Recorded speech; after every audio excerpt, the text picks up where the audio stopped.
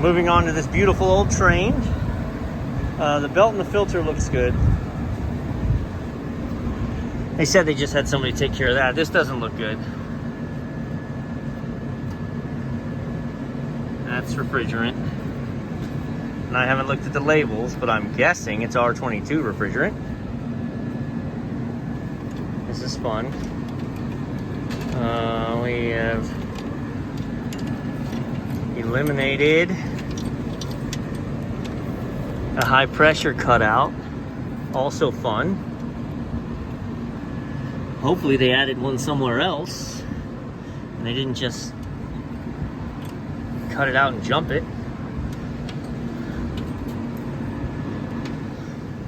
Holy smokers, look at that. Why?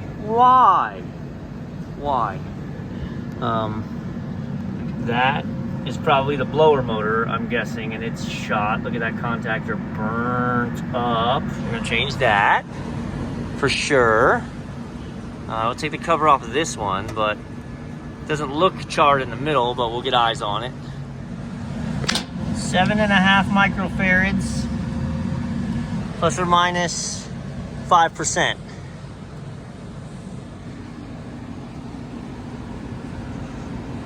.8. I wasn't a math wizard.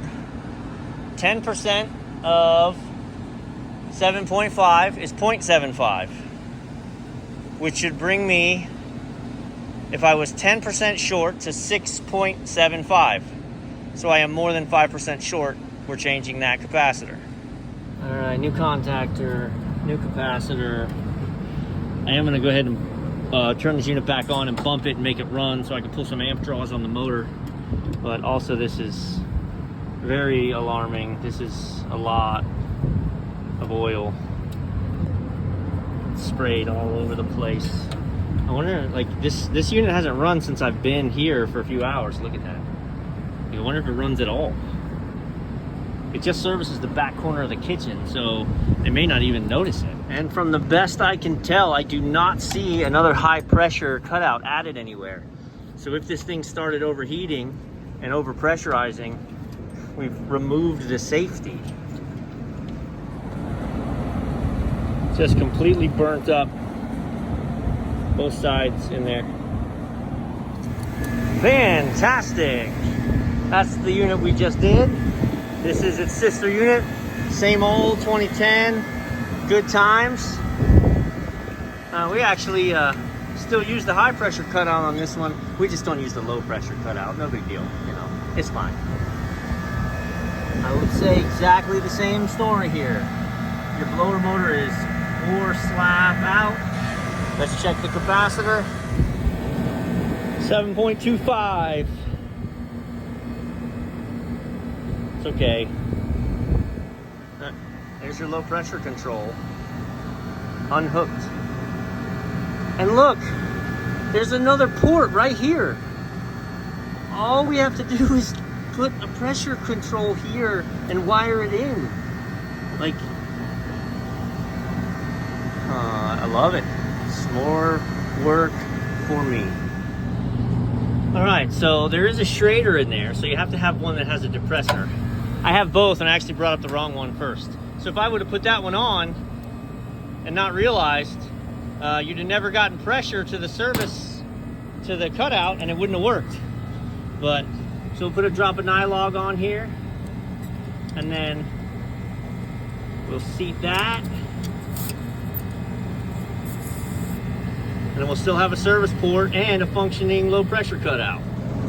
Okay, cake freezer, contactor, I disconnected it. I hit the disconnect to drop it out. It is burnt. So let's see, what is it, 40 amp? Yeah. So 2-pole 40 amp, 240 volt contactor. We actually don't need the clock because it's using downstairs, so that's irrelevant. We'll check the capacitors, make sure they're okay. I know it's super duper loud right here, so I'll yell at you. Don't yell at me for yelling. This is the other cake freezer. She's way short on gas.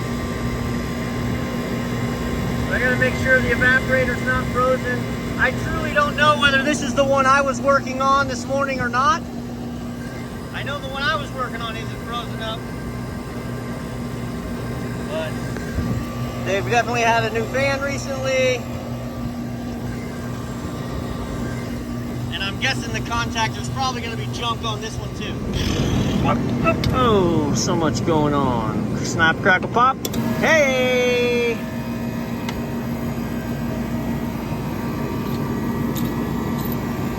I'll open it up, but it's burnt up. It's all pitted. I don't trust disconnects anymore. I found 240 yesterday with a bad disconnect. That's what's going in. That's what's coming out. Ew, ugly. There you go. Oh, she bumped down. That's peculiar. It went into a defrost downstairs. So when I started it up, it just had a little pressure still on the low side, but the solenoid closed because it's in a defrost. I was worried it was phased wrong, but nope. Then on to our big boy. So if you look down here, you'll see, like, let me turn. You can see these are pretty good except for this. This is burned. This is burned right here, right? Burn dust. You can see I've got the power off, but you can see it's very pitted up under there. And over here you can definitely see that's burnt, burnt bad, burnt. So yeah, this is, you know, it's just a breakdown waiting. I don't have enough contactors with me. How about that? It's got a new belt. Pick up wires and look. Hey, looky there. That means we've got a red line, an orange line that's starting to rub out. Yep. See? We leave everything there and it just shakes enough. You're gonna get there.